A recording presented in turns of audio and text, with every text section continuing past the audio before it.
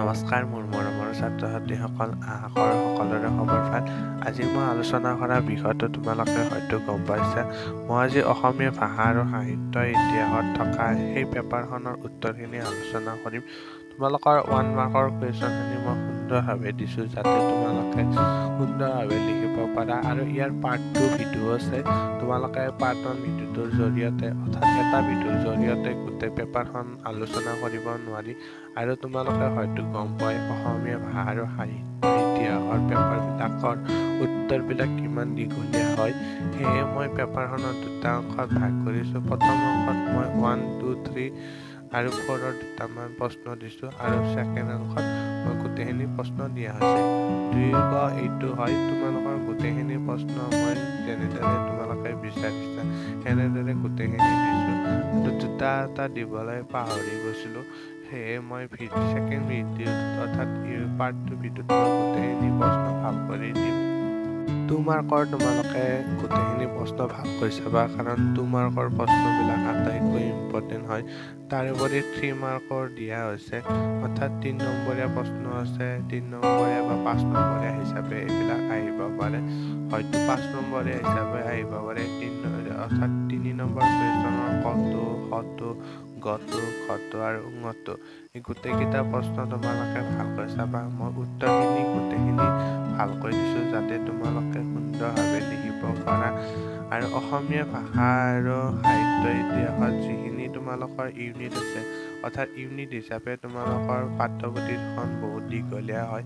সেয়ে তোমালোকৰ গোটেইকেইটা ইউনিট মিলাই মই প্ৰশ্নখিনি আলোচনা কৰিছোঁ আৰু ইয়াৰ উত্তৰখিনি মই আজি ভিডিঅ'টোৰ জৰিয়তে আলোচনা কৰিলোঁ। তোমালোকে প্ৰশ্নখিনি ভালকৈ চাবা কাৰণ প্ৰশ্নখিনি আগৰ ভিডিঅ'টোতে আছে। তোমালোকে এই উত্তৰখিনিও ভালকৈ চাবা আৰু উত্তৰখিনিৰ লগত যাতে তোমালোকৰ সুবিধা হোৱাকৈ প্ৰশ্নখিনি মই ওপৰত দিয়া আছে বা প্ৰশ্নটো কোনটো প্ৰশ্ন সেই হিচাপে দিয়া আছে। তোমালোকে গোটেইখিনি প্ৰশ্ন চাবা আৰু ইয়াত তোমালোকৰ অসমীয়া ভাষা আৰু সাহিত্য ইতিহাসত বিভিন্ন ধৰণৰ মূল ভাৱ আৰু ব্যাখ্যা আছে। তোমালোকে মূল ভাৱ আৰু ব্যাখ্যা হিচাপে নহয় অৰ্থাৎ প্ৰকৃতি কবিতাটিৰ অৰ্থাৎ বৰ্ণনা কৰা এনেদৰে আহিব পাৰে। তেতিয়া তোমালোকে মূল ভাৱ লিখিব লাগিব আৰু ব্যাখ্যা এটা দুটা আছে হয়তো তোমালোকৰ ব্যাখ্যা নাই সেইটোৰ বিষয়ে বহলাই লিখিব দিব পাৰে। এনেদৰে তোমালোকে ব্যাখ্যা হওক বা মূল ভাৱে হওক তোমালোকে যাতে গোটেইখিনি প্ৰশ্ন ভালকৈ পাৰা সেইবাবে এই পেপাৰখন গোটেইখিনি আলোচনা কৰা হৈছে আৰু পেপাৰখনৰ উত্তৰখিনিও দিয়া হৈছে। অসমীয়া ভাষা আৰু সাহিত্য ইতিহাস নামৰ প্ৰথম চেপ্টাৰটোৰ পৰা বিভিন্ন ধৰণৰ প্ৰশ্ন আহিব পাৰে। অসমীয়া ভাষা সাহিত্য ক্ষেত্ৰত মিছনেৰীসকলৰ অৱদানৰ বিষয়ে। তাৰপাছত 1826 চনৰ পৰা 2000 চনৰ ক্ষেত্ৰত অসমীয়া ভাষাৰ বিকাশৰ সম্পৰ্কে তোমালোকক দিব পাৰে। এনেদৰে 1826 চনৰ পৰা 2000 চনলৈকে অসমীয়া ভাষাৰ বিকাশৰ ক্ষেত্ৰত কেইটামান স্তৰৰ কথা বৰ্ণনা আছে। সেই স্তৰ কেইটাৰ বিষয়ে তোমালোকক দিব পাৰে। হয়তো সেইটো 5 মাৰ্কৰ হয়তো দিব পাৰে। তাৰোপৰি তোমালোকৰ হেমচন্দ্ৰ বৰুৱাদেৱৰ এটা পাঠ আছে অসমষ্টি শিক্ষা। অসমষ্টি শিক্ষাৰ ক্ষেত্ৰত হেমচন্দ্ৰ বৰুৱাদেৱে কেনেধৰণে মতবাদ আগবঢ়াইছে সেই বিষয়ে তোমালোকৰ প্ৰশ্ন কিন্তু এটা আহিবই। তোমালোকে হেমচন্দ্ৰ বৰুৱাৰ অসমষ্টি শিক্ষা সম্বন্ধে বিশদভাৱে ভালকৈ চাবা। তাৰপাছত চন্দ্ৰকুমাৰ আগৰৱালা প্ৰকৃতি কবিতাটিৰ বিষয়ে এক বিশদভাৱে বৰ্ণনা আগবঢ়াইছে অৰ্থাৎ প্ৰকৃতি কবিতাটি এক ৰোমান্টিক কবিতা। ৰোমান্টিক যুগৰ কবিতাটিৰ জৰিয়তে কবিয়ে প্ৰকৃতিৰ কথা কেনেদৰে বৰ্ণনা কৰিছে সেই বিষয়ে তোমালোকে চাব লাগিব। এই প্ৰশ্নটো তোমালোকৰ ফাইনেল এক্সামৰ বাবে আটাইতকৈ ইম্পৰ্টেণ্ট হয়। চন্দ্ৰকুমাৰ আগৰৱালা প্ৰকৃতি কবিতাটি এক সুন্দৰ ৰোমান্টিক কবিতা বুলি কৈছে।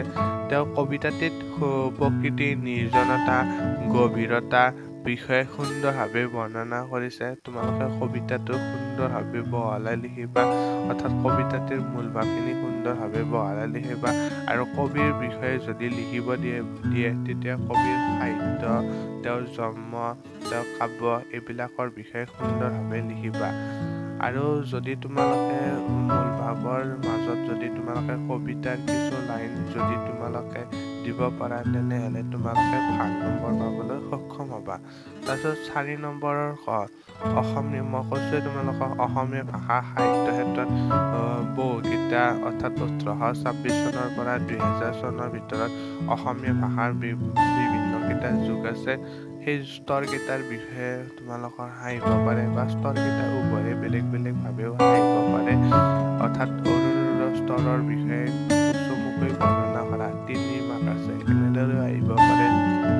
বা তোমালোকৰ ৰোমান্টিক স্তৰৰ বিষয়ে বৰ্ণনা কৰা বা ৰোমান্টিক স্তৰত থকা কবিসকলৰ বিষয়ে চমুকৈ লিখা বা যিকোনো এজন কবিৰ বিষয়ে চমুকৈ লিখা। এনেদৰে অসমীয়া ভাষাৰ ক্ষেত্ৰত বিভিন্ন ধৰণৰ প্ৰশ্ন উত্থাপন হ'ব পাৰে।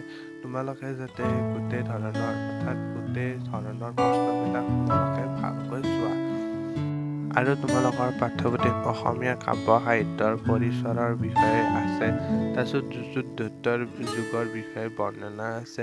তোমালোকে এই যুগকেইটা ভালকৈ চাবা আৰু এই যুগকেইটাত কোনকেইজন কবিয়ে কেনেধৰণৰ কবিতা পুথি ৰচনা কৰিছিল এই তোমালোকৰ প্ৰশ্নটোত অৰ্থাৎ উত্তৰটোৰ জৰিয়তে গোটেইখিনি দিয়া আছে। আৰু কোনখন কাব্য কিমান চনত প্ৰকাশিত হৈছিল সেই বিষয়ে চাবা। সাম্প্ৰতিক যুগ হৈছে আটাইতকৈ শেষৰ যুগ, অৰ্থাৎ 1826 চনৰ পৰা 2000 চনৰ ভিতৰত যিবিলাক যুগ আছে সেই যুগসমূহৰ ভিতৰত শেষৰ যুগটো হৈছে সাম্প্ৰতিক যুগ। এই যুগৰ সময়ত বিভিন্ন কবিয়ে বিভিন্ন ধৰণৰ কবিতা পুথি লিখিছিল। সেই কবিসকলৰ কবিতা পুথিৰ বৰ্ণনা চাব লাগিব। প্ৰকৃতি কবিতাটিত বিষাদগ্ৰস্ত কেনেদৰে প্ৰভাৱ পৰিছে, অৰ্থাৎ প্ৰকৃতি কবিতাটি মই প্ৰথমতে কৈছোঁ ৰোমান্টিক কবিতা। সেই ৰোমান্টিক কবিতাৰ জৰিয়তে কবিয়ে প্ৰকৃতিৰ গছ-গছনি, চৰাই-চিৰিকটি, নিৰ্জন পাহাৰ আদিৰ বিষয়ে বৰ্ণনা কৰিছে আৰু প্ৰকৃতিৰ সৌন্দৰ্যৰ সম্পৰ্কে কবি সুন্দৰভাৱে বৰ্ণনা কৰিছে। ইয়াৰ পাছত তোমালোকৰ পাঠটোত দিয়া হ'ব গোটেইখিনি।